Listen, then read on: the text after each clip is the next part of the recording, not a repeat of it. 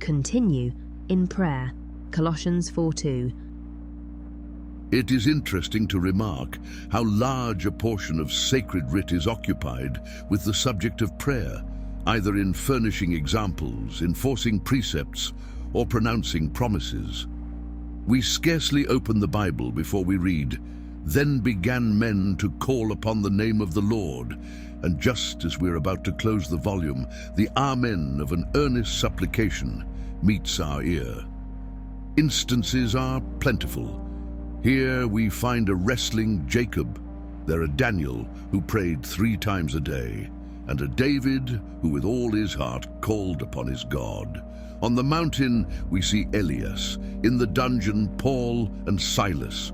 We have multitudes of commands and myriads of promises. What does this teach us but the sacred importance and necessity of prayer? We may be certain that whatever God has made prominent in His Word, He intended to be conspicuous in our lives.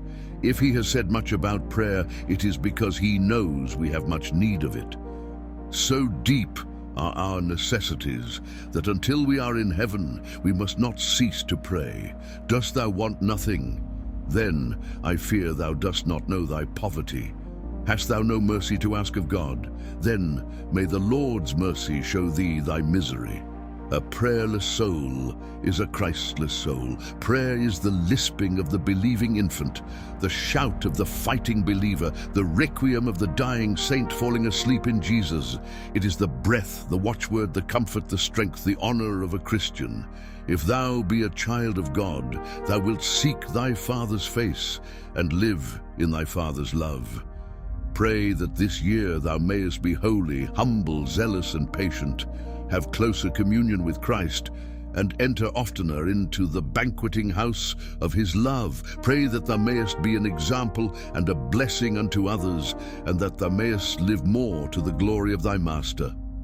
The motto for this year must be, continue in prayer.